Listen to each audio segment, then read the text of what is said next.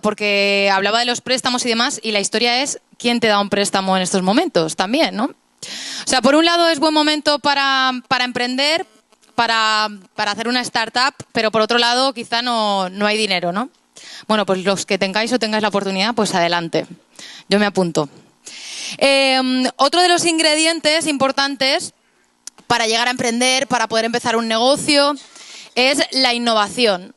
Dicen que todo está hecho, ¿no? Que todo está inventado ya, que todo lo hemos visto. Pues yo creo que todavía hay cosas que no, que se pueden transformar. Por eso tenemos a la siguiente ponente, que es directora de H2I, 5 años en consultoría estratégica de innovación para gran empresa y otros tantos en formación para alta dirección. Sobre sus propias palabras dice, en definitiva, sé de innovación y de cómo se lleva a la práctica. Un proyecto de innovación y de herramientas para aplicar en cada parte del proceso. Ella nos va a hablar de procesos de innovación en proyectos emprendedores y es Alicia Chavero. Puedes subir. Ahí al otro lado. Ah, por cierto, sube, que te vean. Ahora que te veo que subías sonriendo, qué guay, dices. Qué guay. Creo que en alguno de tus perfiles me ha parecido leer que eras la chica pegada a una sonrisa o que tienes la suerte de tener una sonrisa. Que me regalaron una bonita sonrisa. Te la regalaron y la usas, ¿no? Para innovar. Sí, pues aprovecha. También, pero ya te la cuento. Buenas tardes a todos. Bueno, pues como ya va bien esto. No, está apagado, espera, ahora. Ah, vale. Ah, por cierto. Creo que todavía hay gente que se ha quedado un poquito colgada con la wifi. Voy a decir la que yo tenía escondida, que no había dicho. Es Siluro1 y la contraseña es #WiSiluro con la S mayúscula. #WiSiluro y la wifi es Siluro1, ¿vale? Está la Siluro 2, la Siluro 3 y esta es la Siluro 1. Si tenéis algún problema me lo decís. Alicia Chavero. A lo mejor el mundo entero. Hola a todos, buenas tardes. Bueno, como os ha dicho ya, mi nombre es Alicia Chavero, yo soy directora de una escuela que se llama H2I Institute y para quien no la conozca, es una escuela donde nuestros estudiantes vienen a aprender, a desarrollar proyectos de innovación, cualquiera que sea la naturaleza de ese proyecto. Seguramente lo que yo voy a contar en los próximos 20-25 minutos pues contradice lo que han dicho mis compañeros antes y lo que van a decir mis compañeros después. Soy así de troll y además de esto lo bueno de venir a este tipo de sitios con cierta edad es que cada uno tiene criterio suficiente para saber con qué se queda o con qué no. ¿Me vais a permitir que haga una pequeña metáfora antes de continuar y que puedo bajarme de aquí? No. Vale. Es que me siento un poco... Pero ¿quieres bajarte puntualmente o quieres estar abajo? No, quiero poner aquí. ¿Me puedo poner aquí? No se me ve, vale. Claro. Vale, por la gente de casa. Vale. Saluda a tu madre. La mecánica clásica es una rama de la física que describe el comportamiento de la materia cuando ésta se encuentra en reposo o se mueve a velocidades muy pequeñas si comparamos esto con la velocidad de la luz. Sin embargo, cuando la magnitud de la materia objeto de estudio tiene el tamaño de un quantum, las reglas del juego que describe la mecánica clásica no son ni válidas ni suficientes para describir su comportamiento dentro del espacio y del tiempo. Y es entonces cuando surge una nueva rama de la física que hoy conocemos como mecánica cuántica o como física cuántica. Si hay algún físico en la sala, que me perdone por la simplicidad que acabo de hacer. Además, en estos mundos resulta que nunca podemos determinar cuál es el espacio que ocupa un quantum y por tanto no podemos determinar cuál va a ser su trayectoria. Y es la primera vez en la física que se acepta el concepto de incertidumbre. Esta es para mí una metáfora muy bonita que me permite introducir un concepto que es el que voy a desarrollar a lo largo de toda mi ponencia y que viene a decir que no podemos establecer las mismas reglas del juego en los mundos macro que en los mundos micro. Y al igual que sucede en la física, que necesita de dos áreas distintas de conocimiento, al igual sucede en las organizaciones cuando estamos hablando de procesos de innovación. No podemos establecer las mismas reglas del juego en procesos donde se están produciendo en grandes organizaciones que lo que pasa en un mundo micro, en este caso en el mundo del emprendedor o en un equipo de trabajo que está llevando a cabo un proyecto de innovación. No sé quién fue la primera persona que utilizó este gráfico para determinar lo que era un proceso de diseño. En principio se empezó a utilizar para explicarle a un cliente que no tiene ni idea de diseño cuál es el valor del diseño. Y dijo que el diseño tenía más o menos una cosa parecida a esta. Nos lo hemos quedado los que nos dedicamos a la innovación porque, a pesar de que hay mil y mil maneras de escribir cómo es un proceso de innovación, no creo que haya ninguna tan gráfica como esta.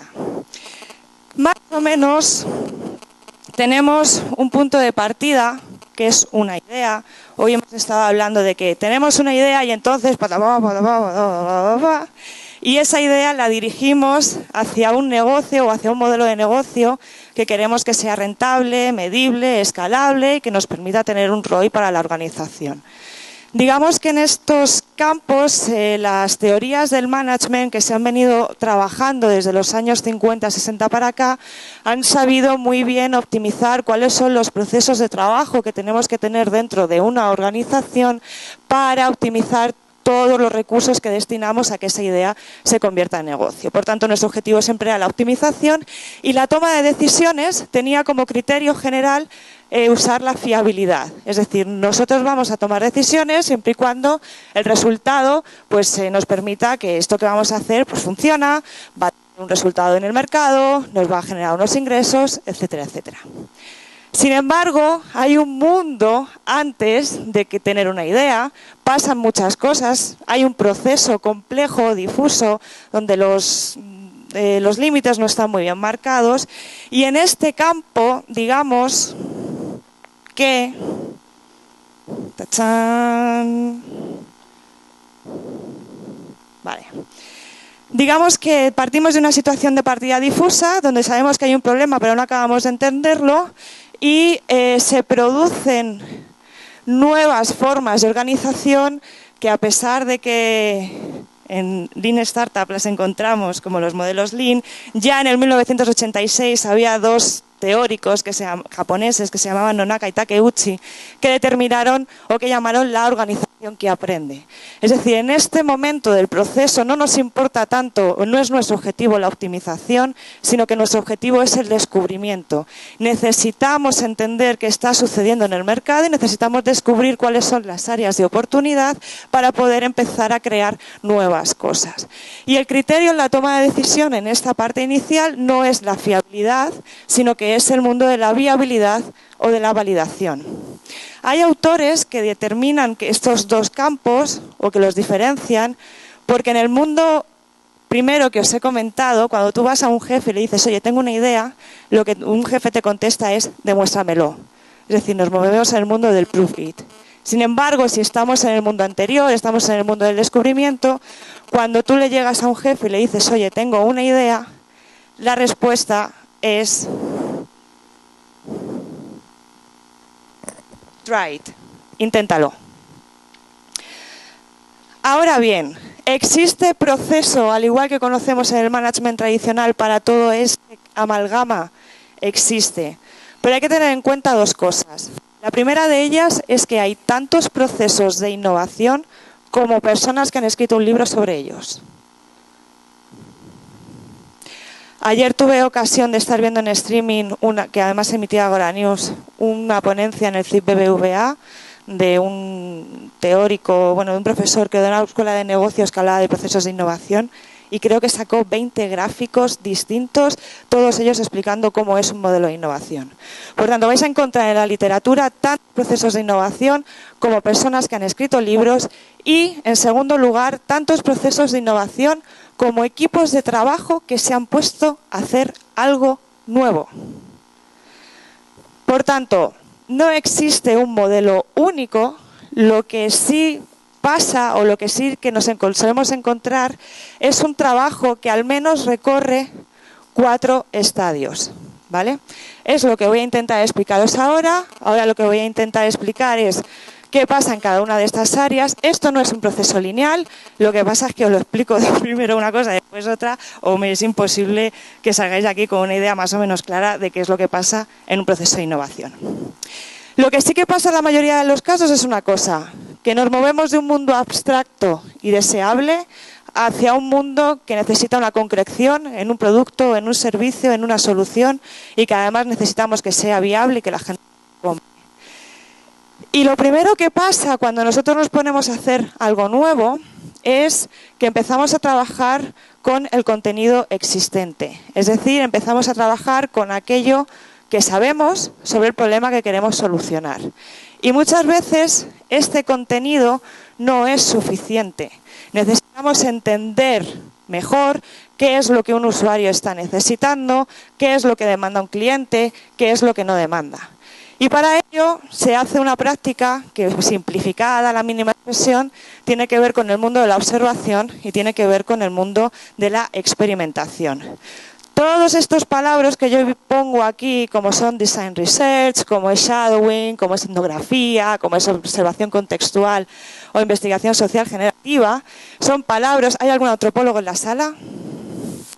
Que me perdone el antropólogo que me está escuchando vía streaming, porque es una simplificación bestial lo que voy a hacer, pero digamos que en esta primera fase el mundo de la antropología, de la etnografía y de la sociología se mueve muy bien. ¿Por qué?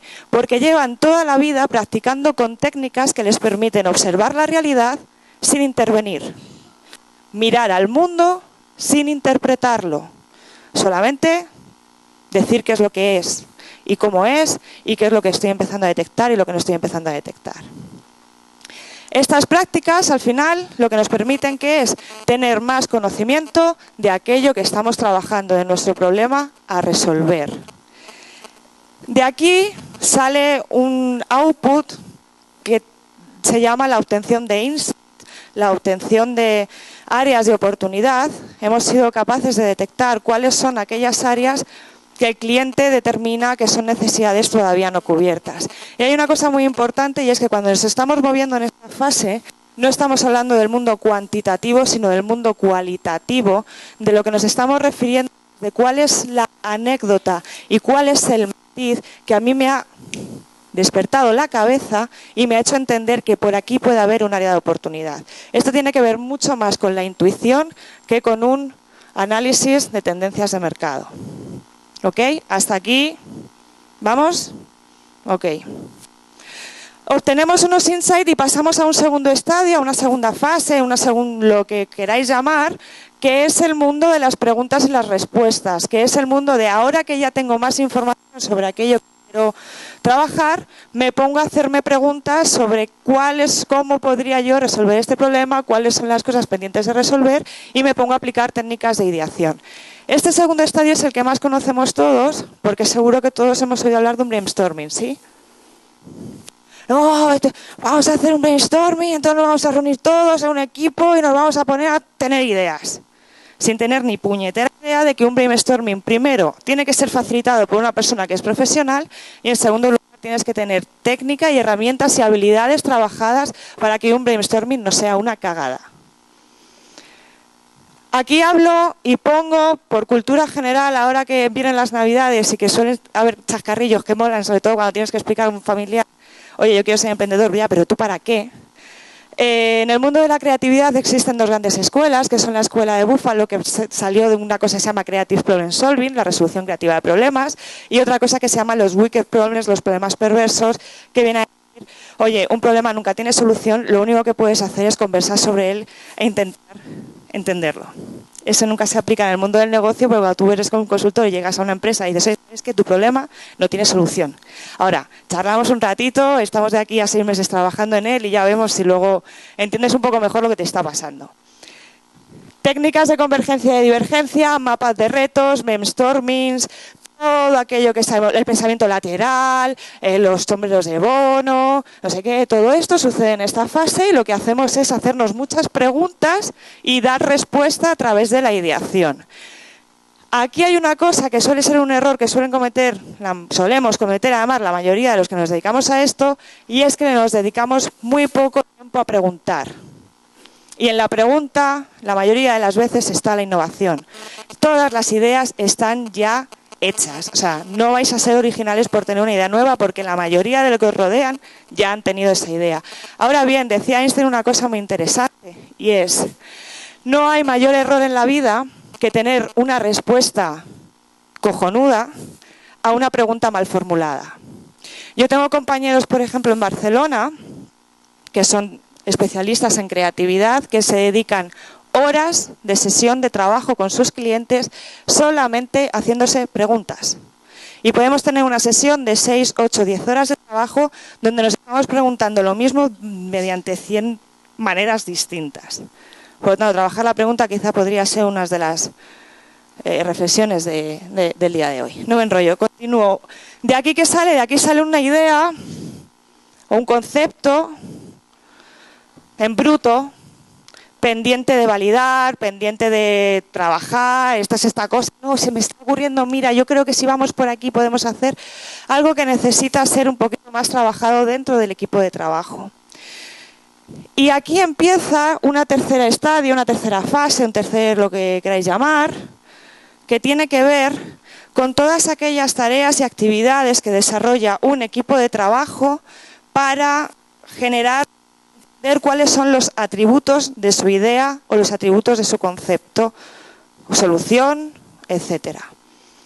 Y aquí entra en juego el mundo del prototipado, que no tiene nada que ver con el mínimo producto viable, y esto es una clara diferencia. En el libro de Lean Startup utilizan prototype y utilizan mínimo producto viable indistintamente, pero no lo es, porque aquí lo que estamos haciendo es aprender el lenguaje de las ideas. Es decir, prototipar significa entender el idioma de las ideas para poder tener una conversación con ellas. Un prototipo es cualquier elemento que te permite conversar con tus ideas a 3 niveles. Nivel 1, soy capaz de explicarla. Converso conmigo mismo y hago algo factible que me permita conversar conmigo mismo sobre cuál es la forma que tiene la idea que estoy trabajando. Segundo lugar, me permite tener una conversación con mi equipo de trabajo, para que todos estamos alineados respecto a que cuando yo digo el coche amarillo, no me esté imaginando un SEAT y tú te estés imaginando un Porsche. Y en tercer lugar, nos permite mantener una conversación con equipos de trabajo que tenemos al lado. Ni siquiera me estoy refiriendo a que nos vayamos al mercado y le digamos a un cliente si estaría dispuesto a pagar por esto y cuánto. Me refiero a que el prototipo sea un elemento de conversación dentro de nuestro equipo para seguir trabajando los atributos de la idea. Y esta es la fase que nadie cumple, o que casi nadie cumple. Todos los palabras que hay alrededor, antes habéis hablado de Service Design. Service Design obviamente es una metodología de trabajo de diseño que ahora está siendo muy importante porque cuenta con herramientas muy válidas para el prototipo. Tenéis storyboards, video prototyping, blueprint, product design, journeys, etc. Yo aquí he puesto una imagen que no sé si se ve, que para mí es muy representativa de lo que significa este escenario, este espacio o este momento de trabajo, que es una gallina que tiene muchos huevos a su alrededor y en cada uno de los platos tiene una receta distinta que ha cocinado con los huevos. En una hay una tortilla de patatas, en una hay unos huevos fritos, en otra hay unos no sé qué. El prototipo al final es tener una caja llena de huevos, empezar a trabajar con ellos y ver qué receta puedo tener para ver cuál es la que me gusta más. Importantísimo, por tanto, tener un diálogo con tu idea para que esta idea saque o pase el filtro de la viabilidad. Y sería el último escenario o la última etapa, es decir, una vez que tenemos una solución validada en nuestro equipo de trabajo y hemos entendido y hemos sido capaces de plasmar y darle forma a nuestra idea y concepto, entraríamos en una cuarta fase que ahora, de un tiempo a esta parte, estamos aplicando metodologías como Canvas Business Models, con mapas de empatía, con propuestas de valor, y hace 2 o 3 años o 4, no recuerdo cuáles, nos viene Eric Ries y nos dice que además de esto vamos a cambiar el método de trabajo y que si antes estábamos haciendo research, pues que nos tenemos que ir a hacer un research antes, es decir, la idea tiene que ser contrastada rápidamente en el mercado, tienes que salir fuera, con lo cual aquí digamos que el proceso se vuelve un poco esquizofrénico, porque todo esto que os he contado de maneras muy lineales, me quedan 2 minutos. ¡Wow! Aquí al final todo se mezcla. Y realmente cuando uno está trabajando diariamente con estos tipos de procesos, esto que os he contado de manera lineal nunca se produce, porque empiezas a prototipar cuando estás haciendo investigación, luego te vas a hacer un Canva rápido para ver si validas la idea, no sé qué, pero bueno, es un poco el concepto. ¿Esto se cumple en el mundo de emprendedor?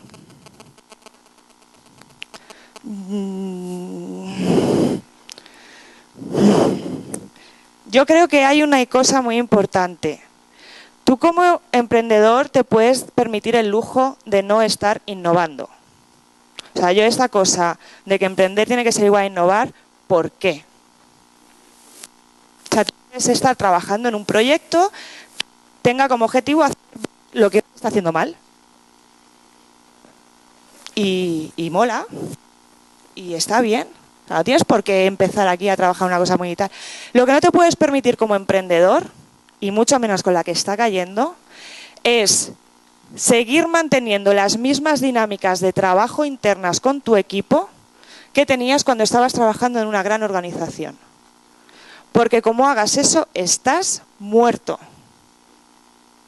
Puedes empezar, puedes seguir trabajando, mira, pulseras, puedes seguir fabricando lo que fabricaba tu padre hace 100 años, puedes hacer lo que te dé la gana, pero tienes que hacerlo de una manera distinta. El cómo es lo que te va a permitir sobrevivir en el mercado, porque el cómo es lo que te va a hacer ser ágil y tener valor. Hay tres cosas que yo creo que son importantes o que por lo menos uno tendría que tener en la cabeza si eres emprendedor o simplemente, mira, es que ya no sé ni siquiera si hay que utilizar la palabra emprendedor. Si tienes un equipo de trabajo que estás llevando un proyecto a cabo. De todo esto que os he contado, ¿cuáles son las cosas que yo no me olvidaría? Y digo tres, como podría decir 300, como podría decir, no sé, en una hora cuando tomemos una cerveza, seguro que hablando con vosotros se nos ocurren un montón más. Pero hay una que yo creo que es fundamental, que es incorpora a un facilitador de proceso. Esto que os he contado es una profesión y somos personas que nos dedicamos profesionalmente a facilitar procesos de innovación. Tú tienes que estar a la venta y al desarrollo del producto. Coño, tienes que estar leyéndote libros de que si no sé qué, que si tal, porque ahora voy a aprender esto, voy a vender. Hay gente, igual que contratas a un desarrollador para llevar a cabo una tecnología, igual que contratas a un tío que sabe de social media porque necesitas desarrollar una campaña de marketing buena, igual que tienes profesionales para eso, también puedes contratar a profesionales para hacer esto. Y los hay. Y si no los conocéis, yo os cedo a mis alumnos de H2I que estarán encantados de poder colaborar con vosotros. Segunda cosa que yo creo que es importante, añadir y usar narrativas como herramienta. Esto tiene que ver, esta es la manera más fácil y más sencilla de incorporar el Design Research a tu proceso de trabajo. Y esto tiene que ver con que haya una figura o que te acostumbres a que la conversación dentro de tu equipo de trabajo siempre haya anécdotas de cosas que le han pasado a la gente que está usando tu producto, tu servicio o un producto similar. Esto tiene que ver con incorporar narrativas que te permitan seguir inspirándote dentro de la organización cuando no puedes estar fuera. La metodología de Scrum, que es una de las metodologías ágiles que antes nos comentaba Álvaro, esto lo identifica con una persona que la llaman, creo que es Product Owner, que es el que vela por traer las historias de cliente a la organización y que el desarrollo de producto que estamos teniendo cumpla las necesidades que hemos detectado en esta narrativa. Con lo cual, incorpora historias que contar porque eso te va a hacer la manera más fácil y más barata de tener un Design Research siempre permanente en tu compañía. Y la última cosa, que eso hay un libro ahora que se llama El ADN del innovador o algo así, que habla de esto, pero este es un concepto que lo trabaja IDEO, que dice que incorpora en tu equipo de trabajo o conviértete en un profesional T. ¿Qué es un profesional T? Es un profesional que incrementa la capacidad de asociar cosas que aparentemente son inconexas. ¿Y esto cómo lo haces? Pues tú eres especialista en una rama, de un área de conocimiento, procura incrementar tu conocimiento en áreas que son completamente ajenas y distintas a lo que haces en tu día a día de trabajo. Porque conocer, estar atendiendo al cliente, sacando desarrollo, no sé qué, no sé qué, no sé cuántos, bueno, ¿por qué no? Si tú eres ingeniero de software, aparte, ¿por qué no aprendes a pintar al óleo y además te especializas en literatura japonesa del siglo XV y además haces no sé qué? Convierte tu afición en un conocimiento transversal que te permita incrementar tu capacidad y tu poder de asociación. Son 3 cosas, como podían haber sido 40.000 más, no tengo tiempo para más, pero al final esto tiene que ver con la actitud. Y por mucho que yo pueda contaros de procesos de innovación, al final la innovación realmente tiene que ver con el cómo yo me enfrento a un problema, el cómo me enfrento a una situación y en cuáles son las herramientas que necesito para llevarlo a cabo. Muchas gracias. No te vayas, Alicia. Alicia, no te vayas. No te vayas porque a lo mejor... Ah, vale. ¿Hay alguna pregunta? ¿No? Bueno, mientras os lo pensáis, yo me he quedado con... Sí hay muchas. Bueno, yo me he quedado con 2 titulares. En la pregunta, la mayoría de veces está la innovación. Tenemos que trabajar la pregunta. A ver qué preguntáis. A ver, que me estaba tomando...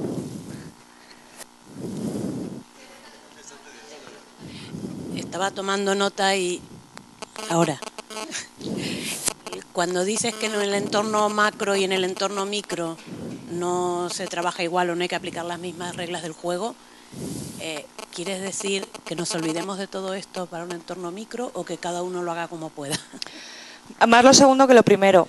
A lo que me refiero es que normalmente en un entorno macro tienes mucho más dinero y tiempo para poder seguir procesos un poquito más estructurados. Puedes gastarte más dinero en contratar a profesionales que cobran más para llevar a cabo los procesos, puedes invertir más tiempo en investigación, más recursos, puedes estar más tiempo ideando. En el mundo micro, que le llamo yo, el mundo del emprendedor, no hay un duro ni tienes tiempo para hacer esto. O sea, te tienes que buscar la vida para llevar esto a tu mundo. Y es más esto, o sea, no es que no sea posible, lo que pasa es que necesitamos simplificarlo. Y yo creo que hay una cosa muy importante que sucede, y es que hay muchos libros que teorizan mucho sobre cómo es un proceso de innovación, pero apenas habrá 10 libros que realmente te den técnica de verdad y herramienta de verdad para tú llegar a las 9 de la mañana de trabajo a tu oficina y poder hacer 4 dinámicas de trabajo que en 3 horas te permiten tomar una decisión en un problema enquistado desde hace 3 meses. Y esto, pues, o tienes la suerte de que hay alguien que se ha hecho un curso de no sé qué, o que tienes en tu entorno a alguien a quien conoces, o que vienes a H2I a formarte en eso, o pues es muy difícil, es muy difícil. Por eso digo que no es que sea imposible. Yo, el proceso que os he contado, lo he visto en un... Mira, yo conozco un caso que sí que lo ha cumplido. Que es un profesor de la escuela, que no me acuerdo cómo se llama su empresa, pero él se llama Néstor Guerra, y él montó una empresa usando metodología Lean. Lo que pasa es que como estaba cercanos a nosotros y le enseñamos así unas técnicas y no sé qué cuántos, el profesor en la EOI también, y aplicó proceso y la verdad es que ha funcionado bastante bien. La mayoría de los casos no sucede, pero no porque la gente no sea capaz de hacerlo, sino porque no lo conoce. Y porque no conoce las herramientas o las técnicas que puedes utilizar en cada parte del proceso. Y es a lo que voy. No pierdas tu tiempo, que tu tiempo tiene que estar en tu propuesta de valor única y exclusivamente, por lo menos en las partes incipientes de desarrollo de tu producto, y deja que alguien te ayude, que hay profesionales que se dedican a esto y que comemos de esto. No sé si te he contestado. Hola. Aquí, ¿Dónde? Ay, vale. en el día a día de una empresa, una startup, que no tienes muchos recursos, que sois poca gente y que el mismo día a día te va comiendo por la carga de trabajo, sin recursos, ¿cuál sería tu consejo para innovar dentro de tu producto? ¿En cuánto tiempo? En 6 meses. En 6 meses. Sí. ¿Y ya sabes lo que vas a hacer? ¿Ya tienes el producto hecho? No, se está creando el producto. ¿Pero tienes una situación difusa de partida de por lo menos más o menos lo que quieres hacer? No, sí, es decir, las bases del producto en este caso estarían creadas y escritas y desarrolladas y timing, todo. Pero pues lo primero, vete a saber y a investigar si un usuario realmente quiere eso o no lo quiere. Pero, y no hace falta, o sea, y déjate de métodos de investigación de mercado. Sal a la calle y pregunta y testea y sigue a un usuario desde que se levanta hasta que se acuesta para entender cuáles son las cosas, las necesidades que hay debajo de todo eso que manifiesta, lo de la conciencia práctica que lo llaman. Mira, yo creo que la manera más fácil, o sea, si yo estuviera en tu lugar en este momento, me compraría un libro de Basadur que se llama...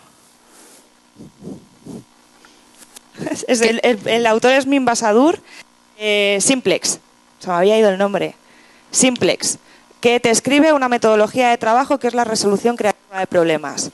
Hechos, retos e ideas. Y son pasos que te puedes comprar ese libro, o sea, ese libro te da técnica de verdad para ponerte a trabajar en un proceso creativo y un proceso de innovación.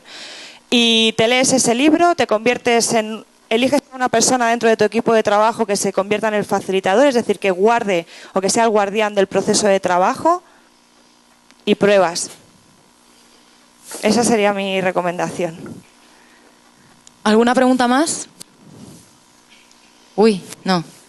Me habéis visto parecer levantar una mano, pero no. Alicia, y el otro titular que decías, entender el lenguaje de las ideas para poder tener una conversación con ellas. ¿Eso cómo es? Eso mola mucho. Porque es como un poco, ¿estoy hablando conmigo mismo y me estoy volviendo loca o cómo es? No, es al final entender que el prototipo y el prototipar y el construir cosas con cartón y con maderas y con papel y con wireframe en el caso de la tecnología, en el caso web, es una cosa más a hacer en tu día a día de trabajo y que la idea tiene una voz que necesita ser escuchada y que las ideas tienen atributos a los que les tienes que dar forma y si no les das forma, no existen. Pero tu propia idea, ¿escucharla tú o que también la escuche la gente que la tiene que escuchar y la entienda como tú la estás proponiendo? Las tres cosas. O sea, es decir, escucharla tú porque si tu idea está en la cabeza y no has sido capaz de fabricarla, o sea, si no está fuera de ti, no Hay puedes... que expulsar la idea. Claro. Expúlsala. La tienes que fabricar porque es cuando realmente vas a poder explicarle a alguien qué es lo que quieres decir cuando dices una web que te hace no sé qué, no sé qué y no sé cuántos. Tienes que tener un elemento común en un equipo de trabajo para entender, oye, ¿sabes que esto es una cosa que sirve para pasar unas diapositivas? Ah, sí, pero ¿por qué tiene 2 botones y no tiene 1? No, porque tienes que pasar para adelante y para atrás. Oye, ¿y si en vez de botones lo que hacemos es que le ponemos una rueda? Hostia, ¿y cómo sería? Fabrícalo. Eso es una conversación en el desarrollo de una idea. Si esto no lo estamos teniendo en mente, si esto no lo estamos fabricando, vamos a estar navegando sobre una conversación y al final vamos a llegar a conversaciones de café de no, tiene que ser blanco, no, tiene que ser negro, ya, pero ¿cuál es la funcionalidad? ¿No? Esa es un poco la idea que intento. Muy bien, tú hablas mucho contigo misma y hablas muy bien en público, por cierto. Muchas gracias, Alicia.